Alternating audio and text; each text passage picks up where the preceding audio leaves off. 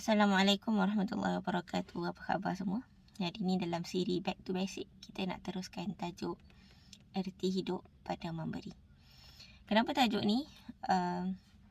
Sebenarnya slogan erti hidup pada memberi ni dah lama popular. Antara yang memfamouskannya dahulu adalah Ustaz Hasrizal Abdul Jamil. Kenapa kita kupas ini pada waktu ini? Sebab bagi saya tajuk ni relevan sepanjang zaman. Kerana memberi itu adalah benda yang kita buat setiap hari, kan? Apa maksud memberi? Maksud memberi ni maksudnya orang yang kita mengukur memberi ni apabila orang yang menerima tu mendapat sesuatu, sama ada baik atau buruk. Tapi yang saya nak cakapkan pada hari ini ni tentang yang baik lah. Kita masa dalam mood tahun baru, kita mengukur keberhasilan tahun lalu dengan pencapaian-pencapaian. Macam tu juga kita menggantung azam pada tahun ini pun dengan target mencapai sesuatu, kan? Sejauh mana kita dah beroleh, banyak mana dah kita ada, kan? Semua tu berdasarkan yang kita namakan sebagai rezeki. Sedangkan rezeki ni subjektif. Rezeki ni kita tahu dalam agama kita, kita percaya, kita yakin bahawa Allah Subhanahu Wa Taala telah mengkadarkan bagi setiap orang rezeki yang sesuai untuk dia sebagai ujian dalam hidup. Jadi kita tahu yang Tuhan tak nak tengok rizak, sebab rizak adalah rezeki. Tapi Tuhan nak tengok usaha. Jadi usaha ni lah yang kita namakan sebagai memberi. Maksudnya memberi itu dalam skop usaha. Kalau kita memberi yang terbaik, kita akan dapat yang terbaik dengan izin Allah Subhanahu Wa Taala. Kita bercakap tentang kedewasaan. Semakin kita berumur, semakin banyak tuntutan memberi. Semua orang recognize lah benda tu, kan, banding dengan budak kecil. Ramai orang menyamakan semakin dewasa ni sebagai alam yang semakin susah, kan? Sebab kita source out, memberi sentiasa. Memberi ni banyak menuntut lah daripada kita, kan? Tenaganya, materialnya, akal fikiran, kadang-kadang niat. Niat pun dituntut dalam memberi. Maksudnya seakan-akan sebahagian diri kita ni luntur dengan memberi, kalau kita nampak macam tu lah. Sedangkan dalam memberi juga kita menerima tanpa kita sedar. Apa yang kita terima waktu kita memberi? Antaranya, kan, dengan memberi ni kita merasa kita wujud pada waktu itu. Kita memainkan peranan kita pada waktu itu. Contohnya seorang bapa, dia bekerja, dia memberi nafkah pada keluarga. Dia ada sebagai bapa pada waktu itu. Ibu juga, kan, memberi penjagaan, kasih sayang kepada anak dan suami dia. Dia ada pada waktu itu. Maksudnya dengan memberi, ialah salah satu cara untuk kita rasa fulfillment, rasa penuh bahawa kita menghargai masa, kita berada pada masa. Kita panggil apa bahasa orang putih? Saya tak ingat rata rumah tu, kan? Kita ada pada masa, kita rasa kita wujud pada waktu itu. Itu satu. Yang kedua, banyak lagi lah, kan? Memberi ni mengundang rahmat Allah Subhanahu Wa Taala. Even kalimah rahmah tu termasuk dalam skop memberi. Allah kata apa? Irhamu man fil ard, yarhamukum man fis sama. Kasihanilah orang yang di bumi, kamu akan dikasihi oleh yang di langit.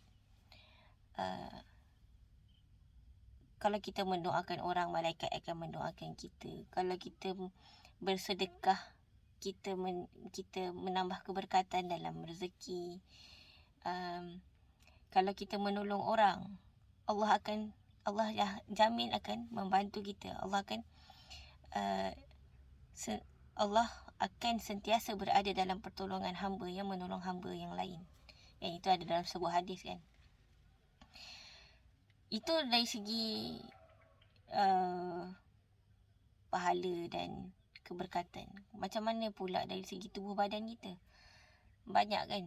Kita tengok orang yang bila dia memberi dan dia happy dengan dia memberi, maksudnya dia memilih untuk gembira memberi, badan akan mengeluarkan hormon-hormon yang baik. Kalau orang tu depression, dengan dia memberi tu, dia mendapat kebaikan. Maksudnya, contohlah satu hari tu kita sedih kan, lepas tu kita keluar, kita nampak orang kelaparan kat tepi, minta sedekah, kita belikan makanan bagi dia. Agak-agak benda tu buat kita makin sedih ke, sama ke, ataupun makin baik? Mestilah makin baik kan. Sebab apa kita pun tak tahu. Sebab katanya badan kita ni mengeluarkan hormon-hormon happy yang diperlukan lah. Jadi memberi ni sebenarnya menguntungkan, walaupun kita tidak menerima, walaupun orang tidak berterima kasih, walaupun orang tidak menghargai kita, tetapi Allah Subhanahu Wa Taala telah menghimpunkannya dengan kebaikan. Bila kita lihat memberi ni dalam makna kata amal soleh, maksudnya amal perbuatan yang ada niat baik. Amal soleh ni maksudnya amal perbuatan yang ada niat baik dan ikhlas. Kita tengok bahawa perbuatan-perbuatan memberi yang baik ni, yang ada dalam Al-Quran dan ada dalam sunnah, bila kita himpunkan semuanya tu, tema dia sama. Tema dia adalah memberi. Maksudnya tradisi tradisi Al-Quran, perintah-perintah dalam Al-Quran, seruan pembaharuan, seruan perubahan, seruan pembaikan, islah, tidak boleh tidak, mesti melalui satu proses. Antaranya adalah memberi. Jadi memberi ni ada satu tempat yang istimewa dalam kehidupan manusia.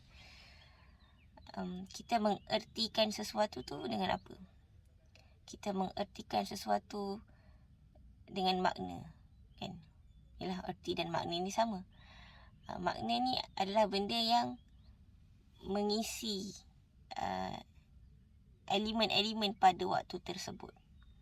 Jadi apabila kita meletakkan elemen kebaikan, contoh memberi dengan ikhlas, memberi untuk menolong orang, memberi untuk meringankan beban, memberi untuk buat orang happy, kita mengisi elemen-elemen pada waktu itu. Elemen-elemen itulah yang menjadikan erti pada hidup kita.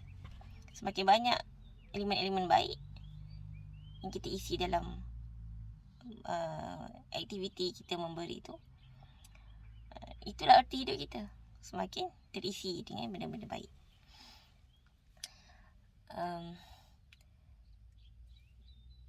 Tapi dalam Al-Quran bukan hanya tentang memberi. Kalau kita tengok dalam sedekah, kalau kita tengok dalam memberi zakat, melepaskan apa, even dalam melepaskan talak pun kan, dalam Al-Quran tu penuh dengan adab, penuh dengan cara yang baik. Bermaksud memberi bukan hanya dengan memberi, tetapi memperbaiki cara memberi. Islam tidak berhenti kepada memberi sahaja, tetapi ada satu lagi level memberi, iaitu ihsan. Ihsan inilah yang disebut dalam surah Yusuf di ujung kan. Apabila Nabi Yusuf tu dia dah melalui fasa demi fasa ujian, daripada waktu yang sukar, waktu dalam penjara, waktu dalam rumah Al-Aziz, sehingga dia keluar membantu negara yang sedang dalam keadaan deprived dengan kemarau. Kita tengok bahawa Nabi Yusuf ni, dia memberi. Dalam penjara dia memberi bantuan kepada sahabat penjara, dekat luar penjara dia bantu raja mentafsirkan mimpi. Lepas tu dia bantu adik-beradik dia yang menzalimi dia pula. Dia memberi dalam keadaan dia tak perlu pun. Dia boleh memilih untuk tidak memberi. Dan dia memberi dalam keadaan yang sangat baik. Dan Allah menyebut ia sebagai sifat ihsan. Ihsan ni dalam tradisi kita apa? Allah Subhanahu Wa Taala sebut, Rasulullah SAW dalam hadis Qudsi, beliau menjawab soalan Jibril, apa itu ihsan? Kamu beribadah seakan-akan kamu melihat Allah, dan jika kamu tidak mampu merasakan itu, yakinlah bahawa Allah melihat kamu. Kita ni bila orang tengok kita, maksudnya orang yang berautoriti tengok kita, kita akan mencantikkan apa yang kita buat secara automatik. Kan? Macam tu jugalah ihsan dalam memberi. Excellency ni memberi lebih daripada perlu. Macam kita boleh je bagi, contoh kita nak hidang air, kita boleh je letak je air tu, tak cakap apa. Tapi kita boleh juga buat dengan cara bawa dengan piring ke, lepas tu tunduk sikit ke, cakap ini air ya. Dan ada dua keadaan yang berbeza. Mana satu lagi baik, mana satu yang lagi impactful, mana satu lagi meninggalkan kesan yang lebih lama, mestilah yang lebih baik. Jadi memberi ni mesti, kalau kita nak kesan yang lebih banyak, kita kena memberi dalam keadaan yang lebih baik. Dia equation ni macam tu. Equation dia tak terbalik kan. Jadi insyaAllah sunnatullah tu kita hargailah sama-sama. Peringatan ni untuk diri saya sendiri.